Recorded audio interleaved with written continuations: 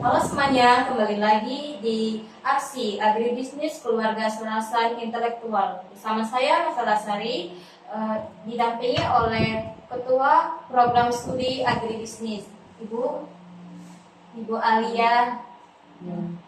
Saya Ibu Alia. Gimana pada hari ini Bu? Sehat Bu? Alhamdulillah sehat. Iya Bu. Izin untuk bertanya-tanya atau berbincang-bincang secara santai Bu ya. Oke, boleh aja. Bisa Ibu jelaskan program studi agribisnis di Universitas Serasan ini bermula atau terbentuk pada tahun berapa dan berapa dosen pada awalnya Bu? Oke, baik. Jadi nanti sekalian saya sharing untuk ini ya, untuk sejarah. Kan sebenarnya kalau mau terbentuk program studi itu nanti harus ada dari skup lebih besar, jadi universitas ini. Berdirinya kampus Universitas Serasan, gabungan dari 3 sekolah tinggi yang dulunya ada Sekolah Tinggi Ilmu Ekonomi Serasan, yang kedua Sekolah Tinggi Ilmu Hukum Serasan, yang ketiga Sekolah Tinggi Ilmu Teknik. Jadi Sekolah Tinggi Teknik, Ekonomi, Hukum digabung, rasanya tuh kalau itu di merger jadi menjadi Universitas Serasan ya. Jadi itu terbentuk seingat saya itu pada bulan Oktober, SK-nya itu terbit itu Oktober 2022. Jadi hampir ini 2024 ya. Iya. Jadi hampir 2 tahun ya berdiri ya. Nah, setelah itu kan SK-nya turun dari Kemendikbud. Nah, untuk syarat universitas itu jadi membutuhkan 3 lagi prodi ya, prodi eksak.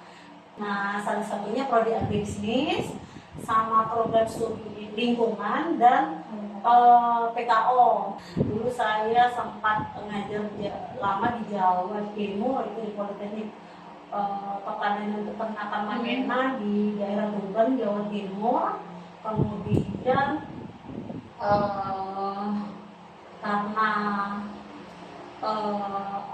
untuk keperluan keluarga, karena ibu saya sudah sepuh, jadi saya pergi dekat dari keluarga jauh jaraknya itu, jadi saya pindah. Nah, kebetulan pas saya pindah ke sini ada tawaran untuk masuk ke program studi agribisnis ini. Nah, kebetulan belum ada karena proyek baru, jadi masih mencari dosen untuk mengajar. Nah, kebetulan waktu itu saya ikut visitasi, saya sama ada Ibu Piranti, ada Bu Dian, kemudian ada Bu Siska. Nah, terakhir itu baru Bu Rebecca yang masuk waktu PK PMB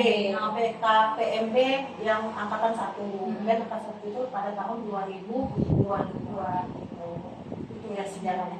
Nah, kalau untuk yang sebenarnya kan sudah banyak lulusan. Nah, kebetulan yang sekolah tinggi itu tahun berdirinya itu 1994. Jadi sebenarnya hampir 30 tahun ya berdirinya ya. Makanya lulusannya itu sudah banyak, ada ribuan orang kan.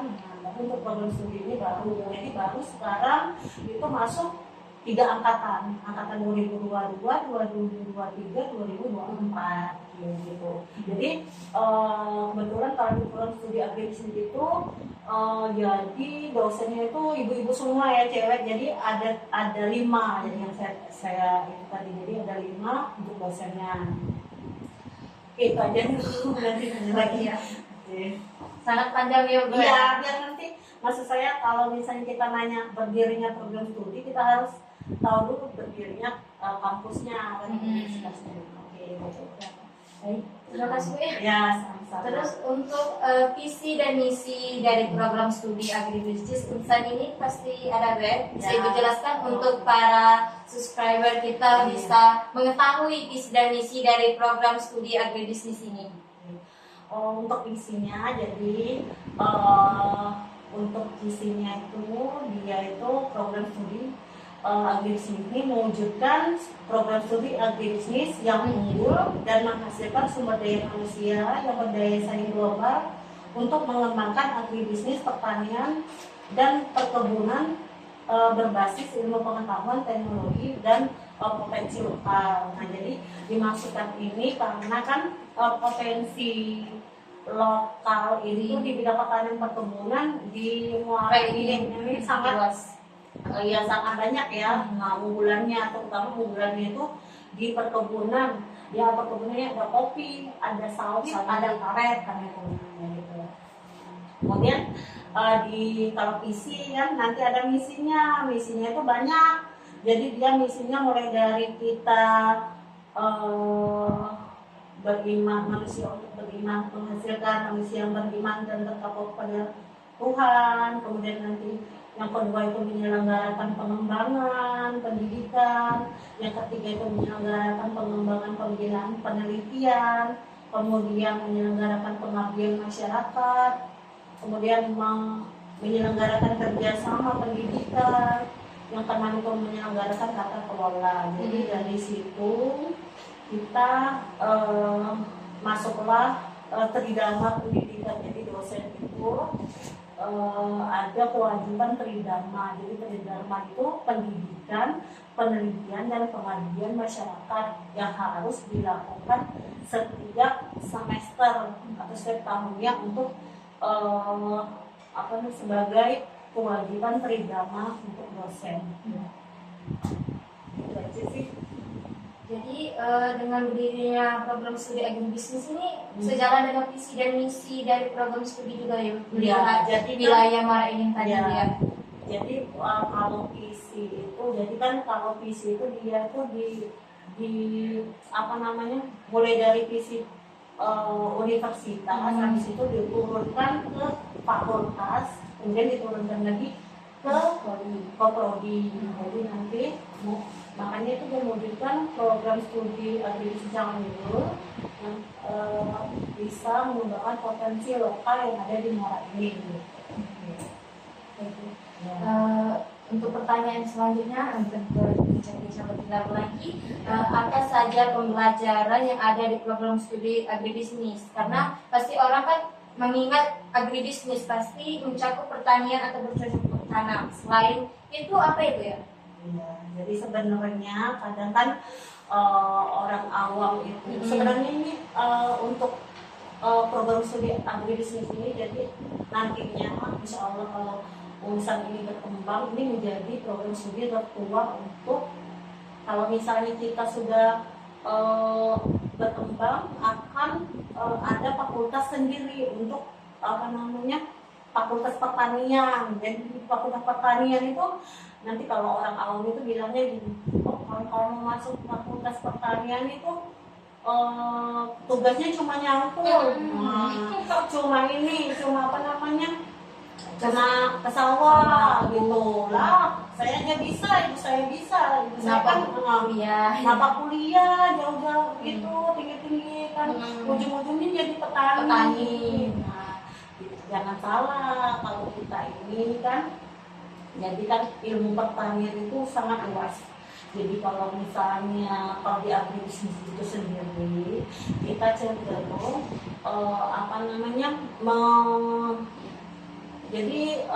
namanya itu kalau agribisnis itu agri dan bisnis. Jadi bisnis di bidang pertanian. Nah, jadi kita mengolah hasil pertanian yang sudah dipanen. Nah, untuk apa? Untuk dipasarkan ke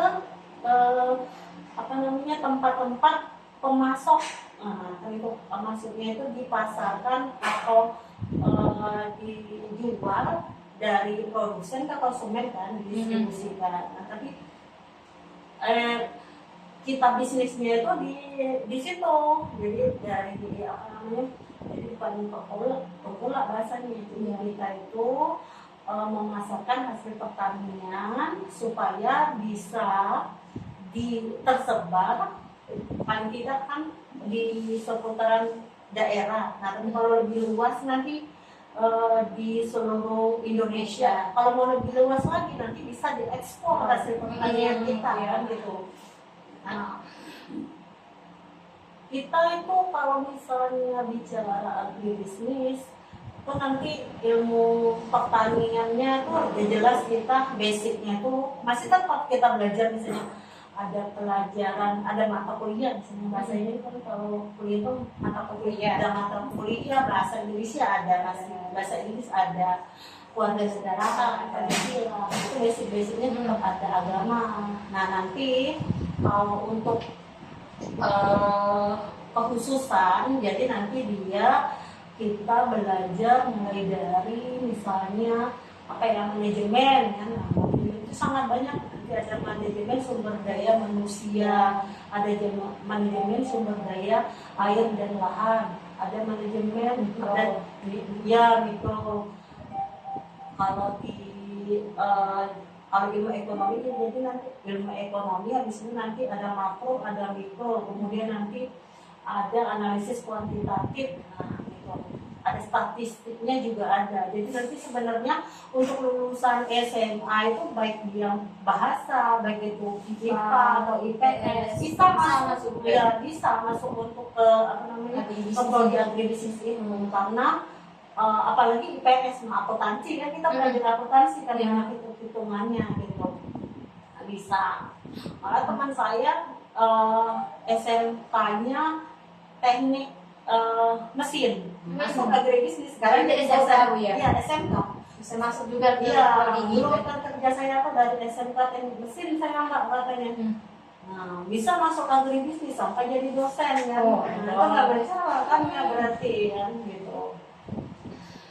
Nah, kalau mata kuliahnya itu jadi basicnya kita tetap sebenarnya belajar budidaya tanaman. Nah, belajar kan, ada mata kuliah produksi tanaman kan, ada ya, teknologi tanaman. Kita tetap belajar untuk budidaya tanaman, kayak itu tanaman pangan, roti maupun perkebunan.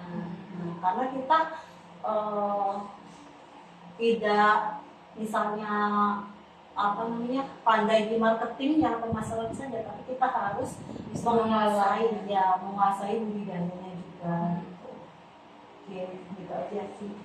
Termasuk sekarang ini dunia industri ya, jadi ada agroindustri. Nah, agrowisata juga. Nah, sekarang untuk pertanian itu, nah kalau di Jawa itu sangat diminati, jadi ada agrowisata khusus seperti apel gitu. Bagus itu. Iya, bagus di Malang itu. Nah, agrowisata petik jamu kristal. Nah, ada agrowisata petik belimbing, ada di sana. Kalau itu kan ada belimbing. Kemudian yang terakhir tuh agrowisata petik anggur ya, ada juga ada. Di Klaten misalnya, nggak salah gitu.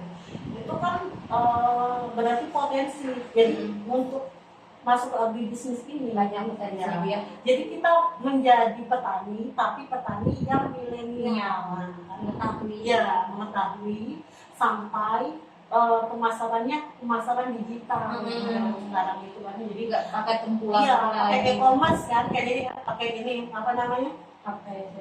Jadi kalau belanja itu belanja online sekarang gitu. Iya. Itu aja lah.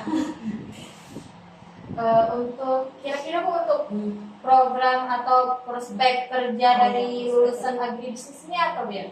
Kalau di prospek kerjanya, jadi kalau di prospek kerja di sini, kalau lulusan agribisnis itu, jadi baik itu dia internal maupun eksternal. Jadi yang pertama itu kita itu menjadi entrepreneur di bidang pertanian atau jadi pengusaha agribisnis. Nah, jadi diharapkan jadi lulusan agribisnis itu mampu bekerja mandiri maupun melibatkan orang lain dalam merancang dan menghasilkan suatu produk hasil pertanian atau perkebunan. Jadi hasil pertanian dan perkebunan itu bisa berdaya jual serta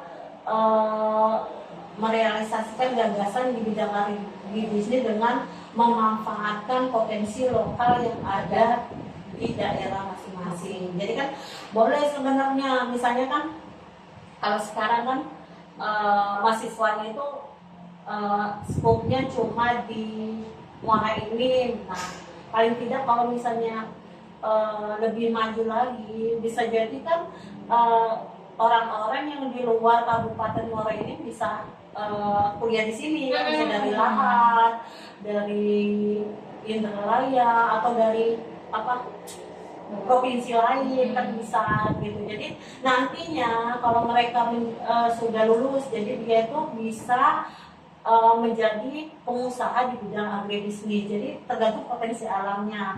Kemudian untuk profil lulusan yang kedua itu pengelola agribisnis perkebunan. Pengelola agribisnis perkebunan ini misalnya dia menjadi manajer di perusahaan perkebunan, manajer di perusahaan perkebunan, atau misalnya perkebunan baik itu misalnya sawit, karet, kopi, dan macam lain ya.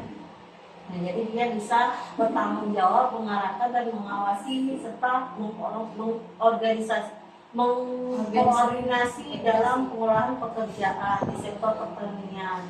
Kemudian yang ketiga itu sebagai fasilitator pengembangan masyarakat agribisnis, jadi sebagai agen of change. Jadi dia itu menjadi seorang influencer yang mampu berkomunikasi dengan pihak lain yang dapat mempengaruhi pola pikir. Baik itu pola pikir itu apa saja, misalnya pengetahuan, sikap, dan keterampilan. Gitu. Kemudian yang selanjutnya keempat itu sebagai pengkaji agribisnis atau konsultan. Maksudnya itu konsultan. Jadi konsultan dia itu mampu mengidentifikasi dan menganalisis permasalahan dan memberikan rekomendasi saran dalam perusahaan. Jadi sebagai konsultan. Yang terakhir itu sebagai asisten peneliti. Kalau asisten peneliti itu misalnya melakukan penelitian dan pengembangan potensi lokal dalam pengkajian ilmu pengetahuan. Jadi guna menerapkan kaidah berpikir logis dan kritis. Itu aja sih. Jadi ada kalau di visi misi ini ada 5 profil lulusan agribisnis. Baik Bu, untuk pertanyaan tadi sangat memuaskan di perbincangan kita santai ini. Untuk itu terima kasih Bu telah datang di podcast agribisnis ini. Kita tutup dengan mengucapkan Assalamualaikum warahmatullahi wabarakatuh.